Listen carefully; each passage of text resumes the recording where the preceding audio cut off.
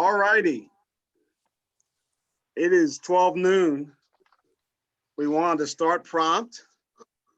So I just want to remind everyone, if you are not speaking, please mute. Please mute to minimize background noise.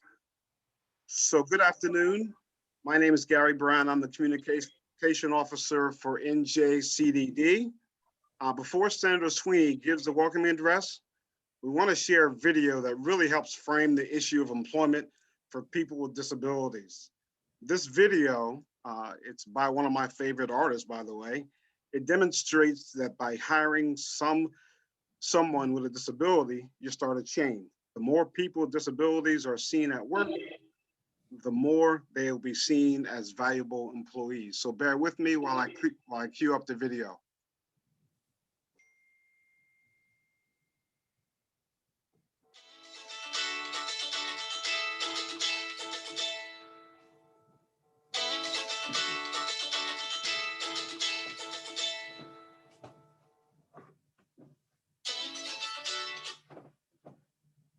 Hello. Having a little background issue there.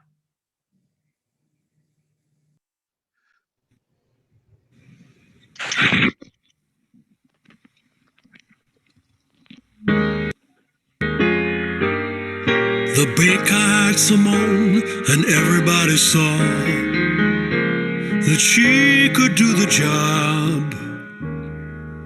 The lawyer went to the baker and saw Simone at work. The lawyer hired John because the baker had Simone. The baker had Simone. The dentist went to the lawyer and saw John at work. The dentist had Sophia because the lawyer had John, because the baker had Simone. The baker had Simone. The farmer went to the dentist and saw Sophia at work.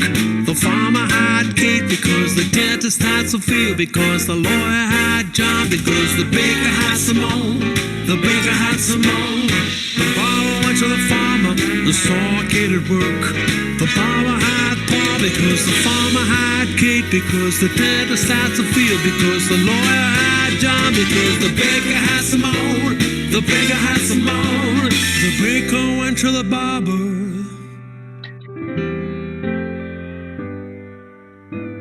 and saw Paul at work. He didn't have a clue, but it was thanks to his first move that the barber had Paul, because the farmer had Kate, because the dentist had Sophia, because the lawyer had John, because the baker had Simone. The baker had Simone. The baker had Simone. Yeah.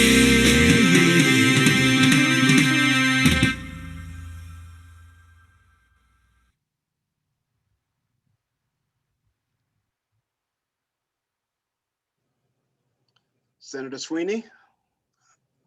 Gary, that was a great video, and it's actually what we're looking to accomplish here. You know, I want to thank everyone for being on this, our second Disability Caucus, and I want to thank the New Jersey Council on Development of Disabilities for putting the event together and making the caucus a reality. I want to thank all the supporting organizations, the provider agencies, advocacy groups, self-advocates, for your tireless work continuing to meet the needs of individuals with disabilities and make their voices be heard. And I want to thank my fellow legislators for their commitment to this population and the goal of creating more inclusive society for everyone. I'm very excited for today's conversations about employment with individuals with disabilities. There's so much value to be had when effectively employing individuals with disabilities. For employees, employment can provide dignity for colleagues. For the employer, this community is an untapped resource for eager, capable workers that, when supported and utilized effectively, can enhance production and improve outcomes. The jobless rate for individuals with a disability continues to be about twice as. This is so important to have this conversation now. We must do more to support and integrate individuals with disabilities in the workforce, whether it creates partnerships between higher education and the business community to ensure individuals are trained to meet the demands of today's workforce, or developing educational opportunities for employers to learn how effectively engage individuals with disabilities. That video is real life. That video is real life. When you get beyond looking at a person that is disabled, get beyond that disability, you're going to find an able-bodied person that is anxious to be a productive citizen and have the same as we all have, the dignity of being employed. So again, that's why this is so important. And look, we've done some bills recently that I'd like to highlight. Senate Bill 3468, which established a task force for maximizing employment for people with disabilities. This bill was signed into law January 21st, 2020. And we need to get the governor to make the appointments, which that's on me to follow up with the governor to get those appointments made. They're gubernatorial appointments with senatorial courtesy. But I'm going to lay that on my lap with my staff here that we need to follow up and get that board seated. There's a Senate Bill 1937, which established a task force to promote employment by state agencies for people with disabilities. If you look around government, we're a large employer. We're the largest employers, and we don't employ the disabled often. And again, that needs to be changed. Government needs to be part of the process of employment with people with disabilities.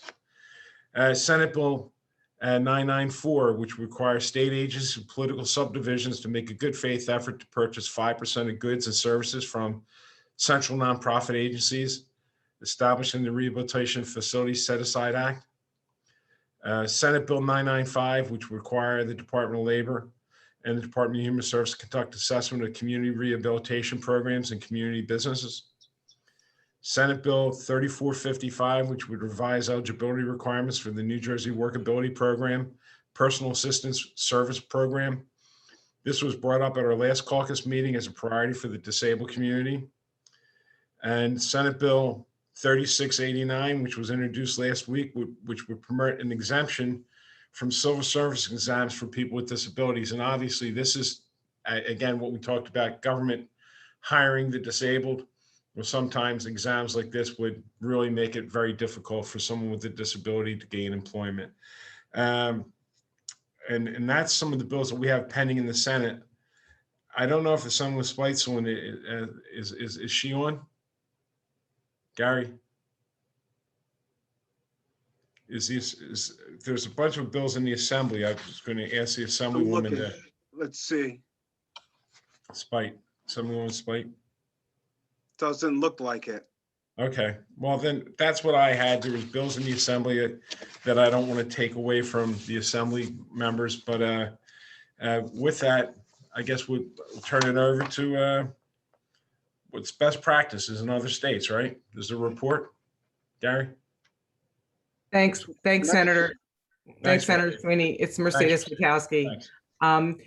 Following your review of those bills, I would like to ask one of our speakers who was slated a little bit later to comment. We have Steve Groslovic here. He's an advocate and board president of the Progressive Center for Independent Living and a member of the New Jersey Statewide Independent Living Council, where he serves as their transportation chair.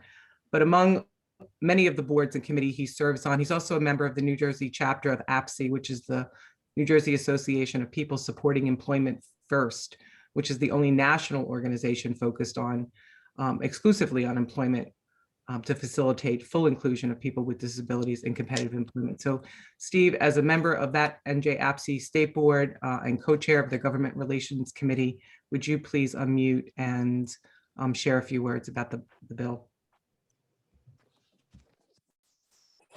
Thank you, Mercedes. Good afternoon. I'd like to thank Senator Sweeney and the many other members of the Legislative Caucus for the opportunity to have a roundtable regarding employment today. Individuals with disabilities need to work for competitive wages amongst their peers, both disabled and non-disabled. We have a significant number of individuals with disabilities ready to join the workforce, but not at the risk of losing their much needed benefits to take care of daily living needs. It is unreasonable to ask an individual to choose between working and getting the much needed care they need by maintaining Medicaid benefits. This is why we've introduced the legislation in the Assembly and the Senate regarding the workability program, which those two bills that Senator Sweeney had mentioned before was A5262 and S3455. In the Senate, it is moved to the Budget and Appropriations Committee, and in the Assembly, it is in the Human Services Committee. I would encourage members in both committees to hear the bill, vote on it, and pass it. Also, without disrupting or delaying the workability bill, we need the legislator to assist us and work with state agencies and other organizations to build capacity for effective benefits counseling services accessible to transitioning youth and adults and families in the disability community. Currently, the services available leave a lot to be desired and oftentimes cannot provide answers and only make predictions that lead to more confusion, which will ultimately be the difference between whether someone keeps their benefits or not. We need to do much better so that New Jersey, being an employment-first state, is not just saying that we use, but a reality for people. I would once again like to encourage the members of this legislature to help support us on this important legislation, not just for the present day, but for the future of all disabled people. If anyone has any questions, I'd be more than happy to answer them or sit down and have a meeting. And I look forward to following up with the members of this body. Thank you very much for your time.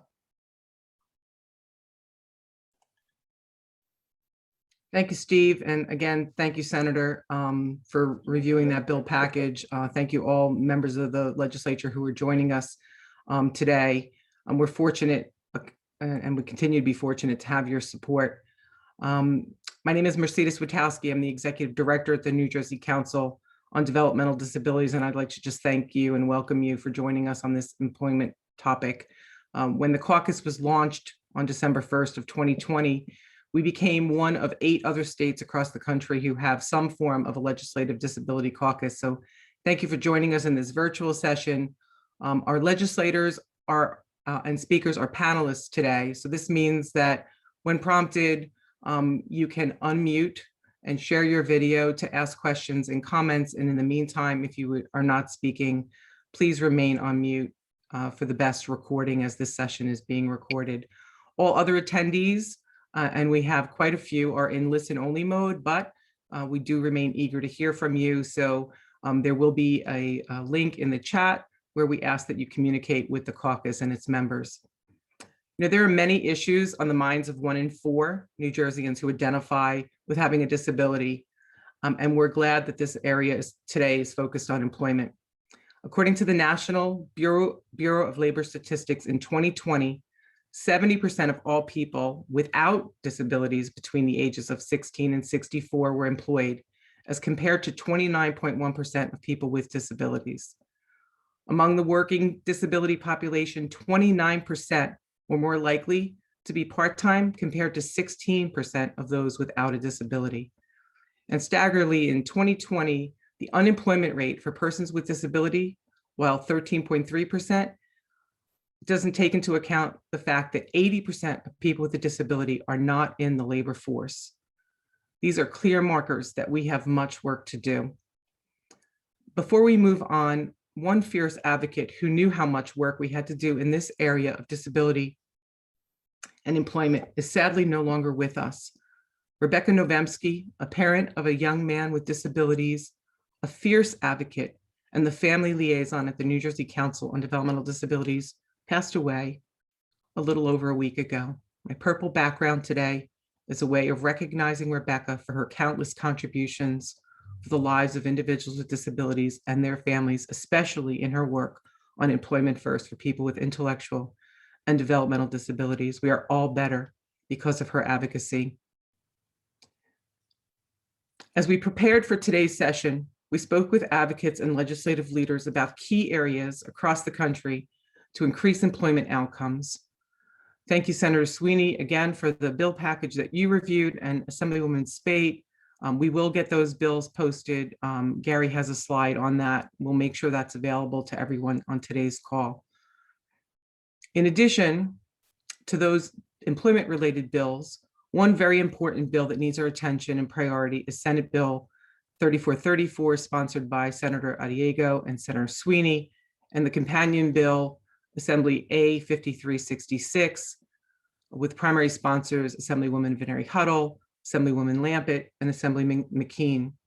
This legislation is critical with your support because if passed, it would provide special education students with the related services to certain students who turn 21 this year and for the next 2 years as they turn 21, in order that additional or compensatory special education and related services that they receive could be available for 1 additional year, because we know how critical transitional educational services can be with students, for students with disabilities as they exit their educational entitlements.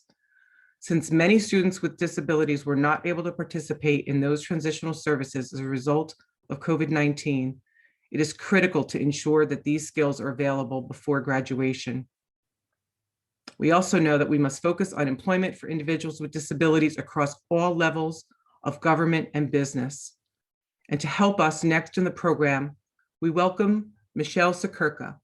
Michelle is President and CEO of the New Jersey Business and Industry Association, and we are eager to learn about their efforts to increase awareness and employment for individuals with disabilities. Michelle.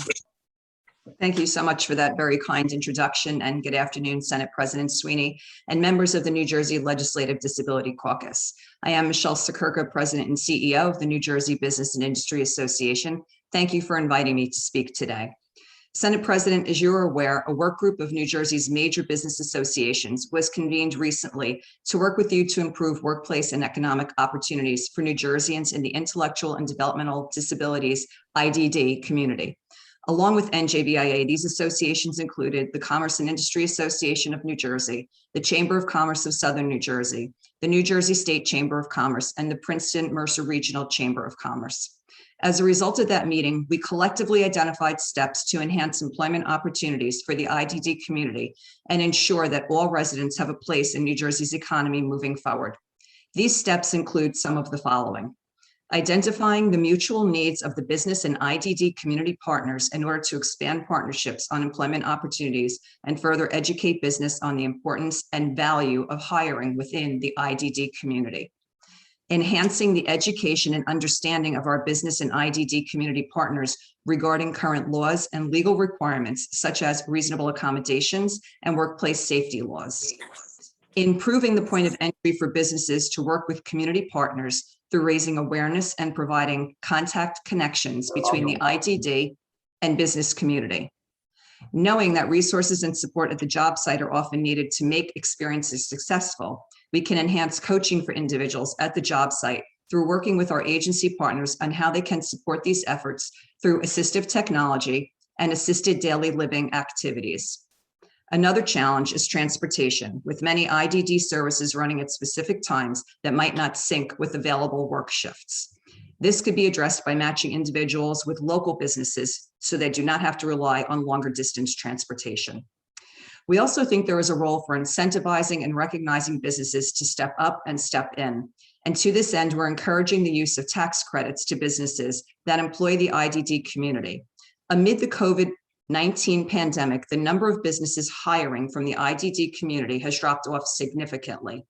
Workers are available, and incentivizing the use of IDD labor could help make those connections. And to that end, Senate President, we submitted for your consideration last week a bill that would provide tax credits to businesses for hiring individuals with developmental disabilities. And we look forward to the ability to continue to work with you and the caucus on that bill. Along with incentivizing, we want to recognize businesses that go above and beyond to hire individuals in this community. Public recognition creates awareness and builds momentum for others to engage. The video just showed us that. This year, NJBIA established the Excellence in Disability Inclusion Award as part of our annual Awards for Excellence program. This award will recognize NJBIA member companies who are leaders in efforts to recruit, hire, retain, and advance the careers of qualified people with disabilities. The business partners will also expand our workforce collaboration efforts to ensure we improve access to workforce development opportunities tailored to the IDD community's needs. Workforce collaboration is at the heart of much of our work, and extending this to ensure that we work with our workforce partners to meet the needs of the IDD community must be part of the agenda. The business community will partner with New Jersey's vocational schools and community colleges, as well as the New Jersey Department of Labor and Workforce Development, to help identify needs and proper training. and in particular, implementing one of the bills that the Senate President referenced today, S 3468, which created the task force on maximizing employment for people with disabilities, will advance this. In addition to accelerating the implementation of peer-to-peer statewide apprentice mentoring for persons with disabilities as set forth in Public Law 2020, Chapter 58. This would afford individuals with disabilities to gain access to work in skilled trades as the state comes out of the COVID-19 pandemic and restarts our economy. And we must support the agencies that work with and support the IDD community. COVID has wreaked havoc on our nonprofits, and we request action to appropriate Governor Murphy's proposed funding for fiscal year 2020 that would address staff wages and COVID-19 pandemic-related support to these agencies. To move these actions forward, the business associations convened a broader stakeholder meeting that included community partners, the Department of Labor, the Department of Human Services, the New Jersey Community College Consortium, and the State Senate President's Office. As a result, 3 subgroups have been formed and established to carry out this work. The subgroups are IDD Career Pathways, the subgroup on Workforce Challenges, and the Diversity and Inclusion Roundtable. Each of these subgroups will be meeting in early May to continue to work the work that we've started. NJBIA has supported many of the bills that have already advanced in the legislature, and we look forward to continuing to collaborate on this important work. We know that together and with your support, we can achieve the goals we are setting out to accomplish. Thank you for the opportunity to be with you today. And I don't know if anyone has any questions. I do. Yeah, Michelle, thank you for coming today. One of the things that just resonated from the prior speaker, Stephen, is sometimes we do things that are really well intended but have unintended consequences. And one of the concerns that I have as we kind of navigate through this is ensuring that, for those with special needs, disabilities, in finding full-time employment and trying to put together robust programs, that we're not knocking people out of benefits or federal programs that have certain income thresholds, and how we properly coordinate that, from everything from housing limitations to Medicaid type of benefits, disability payments. And some of those thresholds are very low, and we could end up with a situation with mandatory minimum wages and a whole host of other things, of having these conflicting situations that end up harming people of the community rather than helping the way that I think every person on this call wants to. And Holly, I'd like to add something to that, because I've experienced that with my daughter, where she's making too much money. Right. Right. And it's like, well, that's what we want people with disabilities to be able to do. We want people with disabilities to be able to support themselves. Now, my big problem with my daughter, and she has my health insurance, but if she makes too much, they take her out of the health insurance program, and getting back in is a disaster.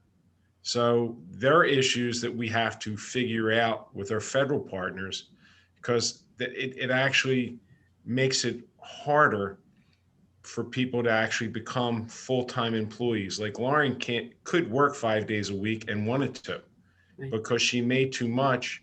She had to scale back her time, and then she wound up volunteering days. You know what I mean, Holly? Yeah. And that's treating a person with a disability like a second-class citizen. So you're dead on with that. And that's something that we're gonna have to work with our federal partners on, so that as we push people for gainful employment, especially in government, Holly, because I look at it, we pay retirement, we pay pension, we pay health, you earn those things in the retirement. That's why government's a good employer. But we have to fix this problem. So, that's not lost. I'm glad you brought it up. I didn't mean to interrupt anybody, but that's really to the core a problem. And one of the biggest issues is that there is no phase-in. So it's legitimately, you have people who are going out there who are trying to become self-supportive. If they hit that kind of bump of too much, everything terminates. It's a real issue. There's abuse in the disability. like, when you look at disability insurance, like when someone goes on Social Security disability, there's abuses and we know that, but this is a community that's not abusing anything. This is a community that's disabled, and that's not going to change. So thank you for pointing it out. Thank you. I didn't mean to interrupt, Mercedes. Thank you. Not at all. I'm hoping that maybe we have some other members of the legislature that would like to either ask a question of Michelle or have some comment. Yeah, I want to thank Michelle for the work that she's doing on this, because look, she's doing a lot of work and outside the normal scope, and it's greatly appreciated, Michelle, what NJBIA is doing and the effort that's being put forward, because it is a cause that I think it easily could be not my problem. So we greatly appreciate what you're doing. As I said, Senator, workforce is at the heart of what we do. And looking to the IDD community as an opportunity to fill workforce needs helps each and every one of us. This is significantly important work, and we're very proud to be working on this. And thank you for your partnership in it. If you don't mind, can I just say one thing also about these bills? We have a package of bills in the Assembly because we have a person who's in our area. She's no longer a constituent, but her name is Anna Landry. And we had introduced these bills for her originally because she came to us explaining, I'm going to Georgetown. I might have MD. I have all these limitations physically, and I need all these home health aid hours, but I'm having a tremendous difficulty in getting additional hours because she was basically, as she was increasing her ability to do better by going on to school, going to Georgetown, then getting a job over the summer where she was, like you said, Senator Sweeney, making more money than according to what the guidelines allowed her. We ran into issues and we helped her fix it temporarily. But yes, the overall system needs to be fixed. And we have a number of bills that are going to help some of these other issues. Like one of our bills, which is 2770, increases the number of home health aid hours provided to individuals with disabilities residing on post-secondary school campuses following the initial assessment. And it requires an assessment every 6 months because we found that was an issue when it wasn't reassessed properly. And then 2771, which provides that persons between 18 and 21 years of age with disabilities are eligible to receive direct support professional services through DHS, because there's a gap there without that assistance, especially for these young people trying to go on to college and to improve themselves if they're in that area. And then 2772, which is authorizing certain Medicaid recipients residing on post-secondary school campuses to participate remotely in meetings of non-medical nature regarding their own Medicaid benefits because they weren't permitted to do that. So we're trying to work on some of these. There's a few other bills like 1017, 1016, 1015. And I'm going to have these bills heard in my committee, my next committee hearing. So we're really going to try to move on some of these. And I appreciate all the partnership on all these other bills. And I'm going to look into the other bills you were talking about. So thank you. And we'll look into yours also, Joanne. It's communication. It's funny. I mean, we're in the same building, but we don't talk often as often as we should. Right. So highlighting bills in your house, not looking at yours and you looking at ours makes it move. So thank you. Thank you so much.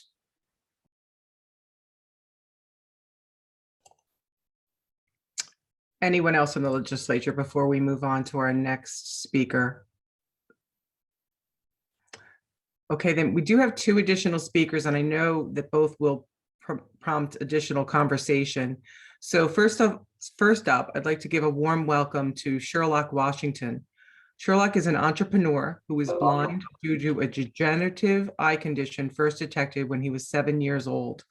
Sherlock has been a devoted sports athlete much of his life with a long list of accomplishments, including a bronze medal in 1990 in the high jump for the US Paralympic team.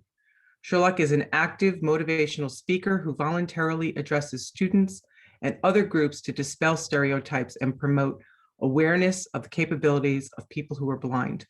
Sherlock established SW Unlimited LLC in 1998, and 10 years later was honored by the Granville Academy as the recipient of their 2008 Award for Entrepreneurship.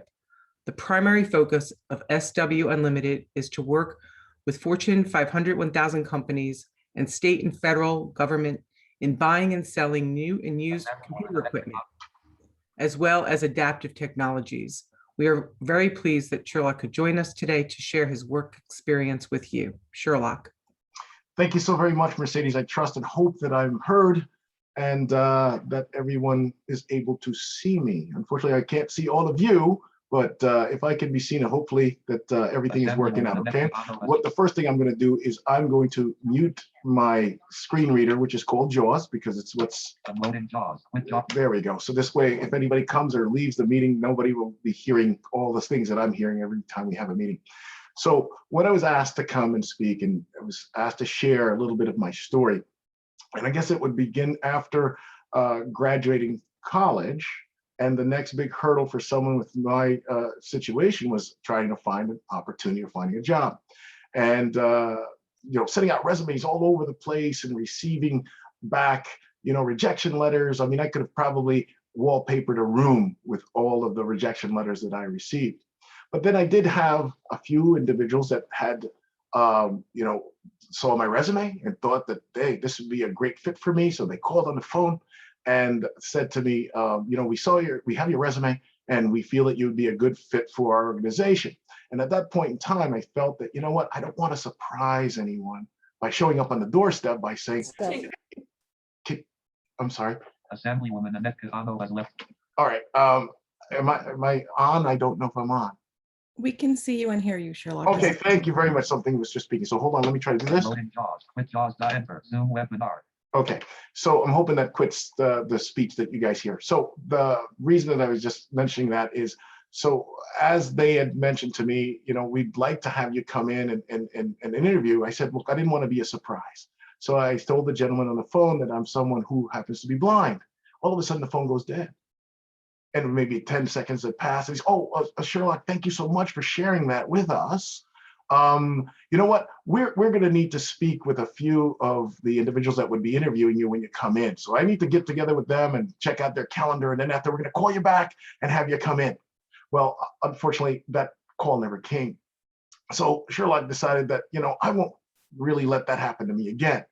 So the next time someone did call, saw my resume, went the same way. And then he had said, well, look, come on in. This is the date. We'd like you to come in, come for the interview. So I set myself up, got there early, got into the interview, or I should say, got into the receptionist area and said that I was there to meet with the individual. She said, okay, I'll get him.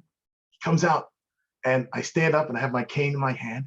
And he said, oh, Sherlock, so good to have you. Didn't say you were visually disabled. I mean, that I'm blind. Oh yeah. Could you come with me? So we go into his office and we sit down. And here's how that went. So Sherlock, how would you get here every day? And Sherlock is thinking, how did Sherlock get here today? And then he's saying stuff like, well, Sherlock, there's a lot of things that happen here in the office, and sometimes people leave their chairs out in the aisles, or they may leave their file cabinets open. And we do have stairs here. I'm like, wow, just imagine. I might have to lift my foot to step up and down inside of a building. And of course, I lived in a house that had stairs, right? But the point was, I knew this would not be the fit for me, because this person obviously didn't know much about disabilities or blindness or anything to go along with that. So I thanked him for his time, then I left. But then I joined this job club, and there were some beautiful people that were members of the job club, folks that were a part of HR departments, small, mid-sized companies. And there was one gentleman that owned a computer company. And he said, you know what? I would be very much interested in hiring some of the guys here in this job club. Of course, it'd be telemarketing. And I'm like, oh boy, telemarketing, that's exactly what I wanted to do with my computer science degree, right? But here's a person that was at least willing to give me an opportunity to work. Okay, so then he said, okay, Sherlock, what we're gonna do is, and I'm just skipping parts of the story for time concerns, of course. And he says, what I'd like you to do is, we've got, about 100 or so clients that used to do business with us, but for some reason, they're not wanting to come and do business with us any longer. So we want you to call on those folks to try to see if you can get them to buy from us again. Well, let's just fast forward the story. About 9 months or 10 months later, I was getting 80 of those 100 people to start doing business with that company again. And from that one opportunity, someone on the phone calls me up and they said, Sherlock, you know, you've been servicing our account since we've been doing business, and we'd like you to come and work for us. Now, obviously, folks won't get this, but I mean, obviously, when I was asking about if the video was on or off, I mean, this is a whole new year, I mean, decade, and things are so different nowadays. And a lot of people are visual. But when you were doing things back then, it was me working with someone over a telephone. Now, you can't see someone over a telephone, but you know the type of job in which that person needs or the assistance they would need and how you'd best be able to meet those needs. And I was able to take care of those needs. So from the first job, after that person, Joe Britton, I'll never forget him. He gave me the opportunity. And from then on, everyone was calling me to say, Sherlock, could you come and work for us? We'll make space for you. We want you to come and be a, and just to tell you the second part of the story, after working for that first company, the company that was obviously servicing, he says, I want you to come and work for me. I don't care whatever they're paying you over there, we're going to pay you more. Now, until I walked into the door with my cane in hand, he had no idea because he was dealing with me on the phone. He said, this is absolutely phenomenal. Whatever you're able to do for when you were working at the other company, we're going to give you the same support here, and you're going to continue to work with us. I worked with that company for about 2.5 years. Guess what happens? Somebody else called and said, Sherlock, we'd like you to come and work for us. So I never, ever had to ask or try to apply or interview for another job. So I did that 4 times. Then there was one company in Edison that was a big computer firm, and they wanted me to come in and talk to me about asset remarketing and that kind of thing. So I had led up a division in that company. And they wanted me to come because obviously they heard of what I was, my abilities, what I was capable of doing. And it just so happens when they found out I was blind and visually impaired, it did not matter to them. But the point was, you need a start. You need someone first to give you an opportunity to prove yourself. And these individuals were great because they knew the capabilities, and the disability did not come before the ability. So I was able to share and to show that giving the right circumstance, given the right tools, that I would be able to be a really beneficial and a contributing member of any team. So back in 1998 is when I said, you know what, everybody was encouraging me to start my own business. So I started a company called SW Unlimited, where I worked with a lot of this adaptive technology, and I wanted to share and show others who are in my situation that, once you have the right tools, the right training, the right support, you can obviously overcome any obstacle that may be placed in your way, despite any disability you may have, but needing to get an opportunity or get a chance. So that was my summarized, abbreviated version of this. And again, I thank you guys for your time, but I think what we're doing here today and what you guys are doing today, giving us the opportunity to see what their needs are. If those are not aware, in the blindness community, it's a 70 to 80% unemployment rate. So you're looking at, 2 out of 10, 3 out of 10 people having a job, and everybody else sitting at home wanting the opportunity. Transportation being an issue, other things being an issue, but more so is being given a chance, being given an opportunity, because people have so many stereotypes as to what they think that a person is capable or not capable of. So I think I've said enough, and I thank you guys again for your time and the opportunity, and continue to listen to whatever needs to be done here and whatever I can do in support of employing people with disabilities. I think this is what it's all about. And believe me, for all the bills that are passed, legislation that's passed for support, you guys will never be unhappy with the outcome that you guys would receive, knowing that you guys have passed some really strong legislation to help people like myself gain that independence. Thank you. That was wonderful, Sherlock. Thank you. And Sherlock, it goes to my point. If you can just look beyond the disability, there's a person there that can do a hell of a job for you. So you proved my point. Well, thank you for that. I just want to jump into Sherlock. Your story is so inspirational, and I think that sets really that we need to shift our policy from having individuals with disabilities in, the sub-minimum wage categories and non-competitive workplaces. You have gone into an integrated and competitive workplace and now your own business. And I mean, that speaks volumes to the capabilities of what individuals can do. And as you spoke about that first interview, it was that perception that you weren't able to work in an integrated environment.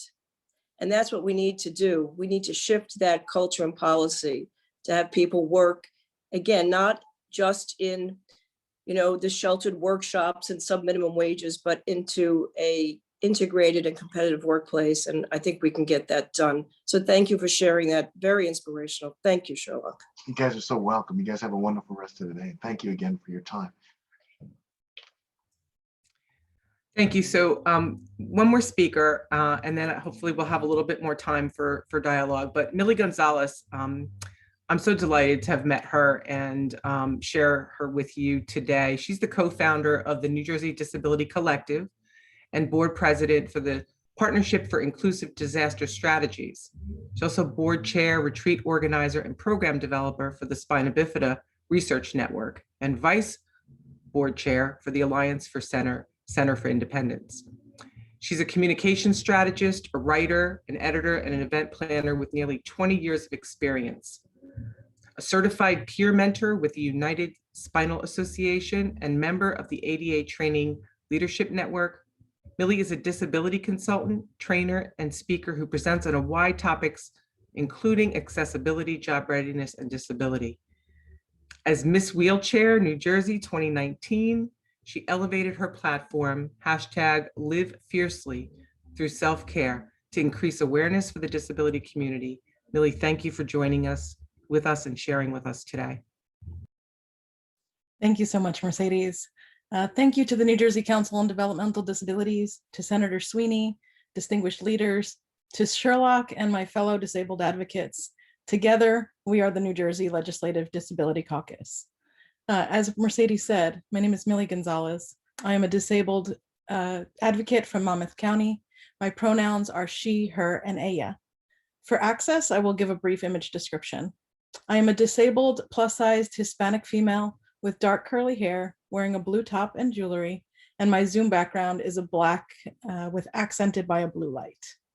I am among the 1 in 4 people in the state who lives with a disability. And I want to share with you one aspect of my pandemic life, work. But first, a little background. At the end of February, I was on medical leave from my job due to a serious chronic health condition.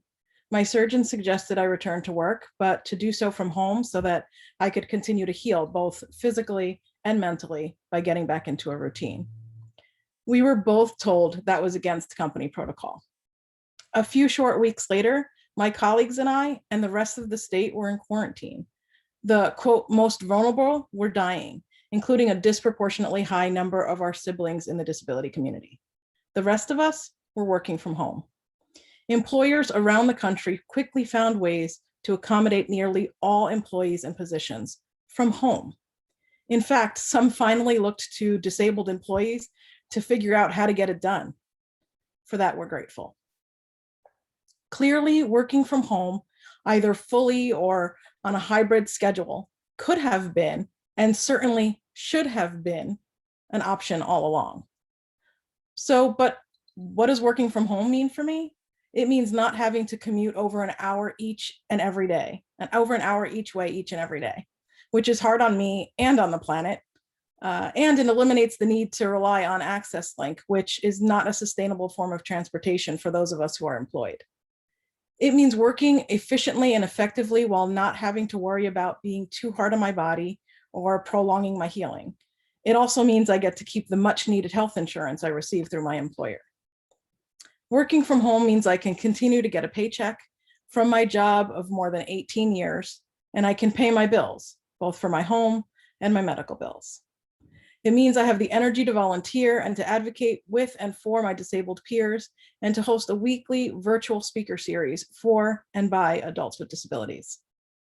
Working from home allows me to receive critical state-funded home and community-based services through the personal Assistance Services Program.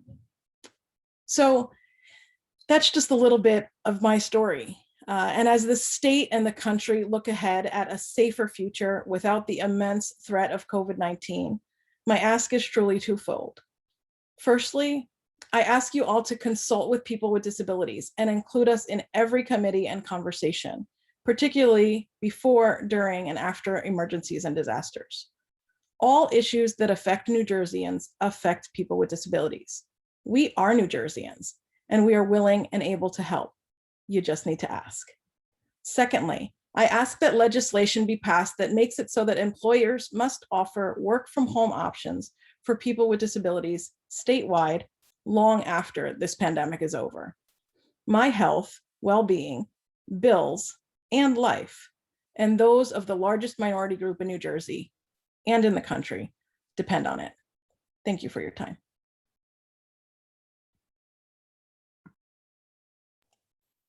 Thank you, Millie. I'm going to ask our panelists, our legislators to unmute and comment, reflect, share your thoughts.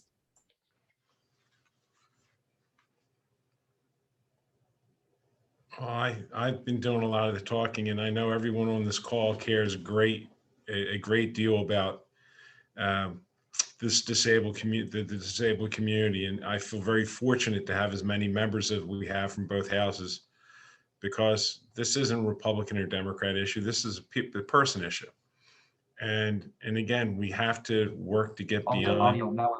We really have to get beyond someone saying, like what Sherlock said. You get beyond looking at a disability as you can't do anything. Look at what you can do. Look at the ability of a person instead of the disability. That's what we should be doing first. And that's the purpose of what we're doing here. So I'll leave it to my other members of this caucus to be fair to them, because I know I've been dominating it too much. But I, as well as all of you that are on this caucus, care deeply about this community and want this community brought into the mainstream, you know, with gainful employment. Thank you, Senator Sweeney. I'm going to ask Michelle Sakurka to share with us anything at NJBIA that is being discussed or happening regarding that work from home discussion that Millie raises. Well, thank you for the opportunity, Mercedes. Thanks. Yeah. I mean, I would just say that was a very excellent point, Millie, that you made. I will tell you that across the board right now, employers are recognizing that they need to lean into the concept of work from home regardless, because people across the workforce are going to be looking for that. In fact, they were looking for it pre-COVID, as you noted, for your particular instance. But we also know that many people that look for that flexibility and opportunity just because of raising family, taking care of adults who may live with them, aging parents, the flexibility. We know the next generation worker has been asking for that type of flexibility. And what we say to our employer community is that if you want to attract the best, the brightest, the most competitive, those with the best skill, you're going to have flexibility, because you don't want to leave people out because they can't physically be in your space for whatever reason that may be. And so you brought up the great point today about how we can better empower folks with disability and the hardship it is for you to get to a place of employment, even pre-COVID. We need to marry that up with the discussions we've already been having about flexibility in the workplace so that more of the workforce can be engaged and involved as we continue to have these workforce challenges that we have in the state of New Jersey. I hope that's helpful, Mercedes. Absolutely, Michelle. Appreciate that. Any other member of the legislature who would like to unmute themselves now to share some reflection there, or comment?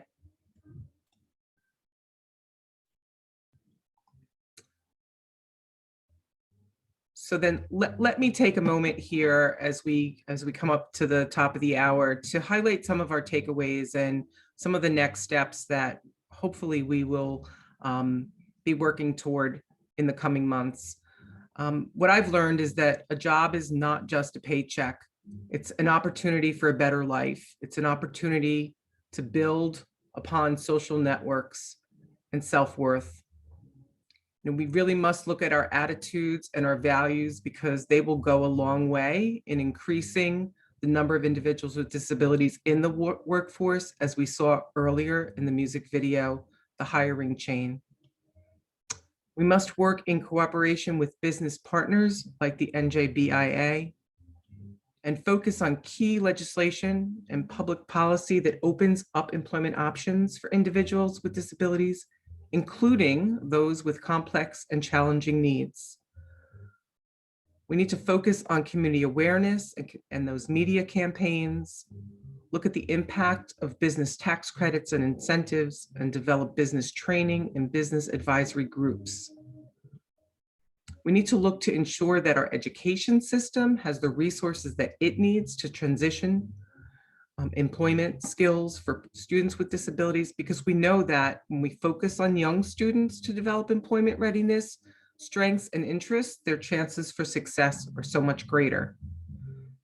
And we need to protect special education students turning 21 this year and those who have been impacted by the pandemic, and allow them to extend that 1 year of educational entitlement. We need to make sure that individuals with disabilities are well informed and supported in employment so that they don't lose personal care benefits. Steve didn't share it today, but he shared with me earlier before he spoke today that it took him 5 different attorneys to speak to in order to make sure that he didn't lose his benefits with his employment earnings. That's a lot of time and energy that many people don't have the opportunity. So people need good counseling and good practices in order to ensure that they can work and still get those personal care benefits to get out of bed and physically get to work. I also recently heard about measures to identify workplace mentors, ways that businesses can look to ensure that someone in the workplace is there to support and successfully welcome and include new hires who have disabilities. So we have a key role to play across multiple levels. Now it's time to just roll up their sleeves, as I like to say, and just get it done. That's a lot, but I know that we can do it. You know, as the Legislative Disability Caucus has been addressing a number of specific topics across these quarterly sessions, there's a lot of work and discussions that need to happen in between. The next 2 sessions this year are already scheduled for Tuesday, July 27th and Tuesday, October 26th, both at noon. So please look out for those opportunities. Again, in the chat, you have a link for how you can communicate with the caucus and its members and supporters. I want to thank the legislative leaders of the caucus and the supporting organizations, today's speakers. I'll ask Senator Sweeney now to conclude today's session and appreciate you all being here. Thank you. Mercedes, thank you. And I want to thank my colleagues in the legislature for their interest in trying to make the lives of people with disabilities better. Employment is a huge topic. Our next hearing is going to be about housing, which is another huge topic. You know, this community, it's like, if you think something's bad, this community has it double bad or triple bad. And we have to just find ways to improve it. So again, it's a thrill to have so many members involved in it, and look forward to continuing with my colleagues in both houses to start to pass bills that actually will make a difference. Because the difference here is we are talking to the disabled community. We're not making laws on our own. We're including and having conversation, because we know things don't work well. So when you told me about Access Link Mill, you didn't surprise me. I say it sucks. We're looking to fix it. So again, everyone, thank you. Thank you for your inclusion. And the next one's July 27th, and it's housing. It's a big issue. So look forward to seeing everybody on the next one. Take care. Thank you.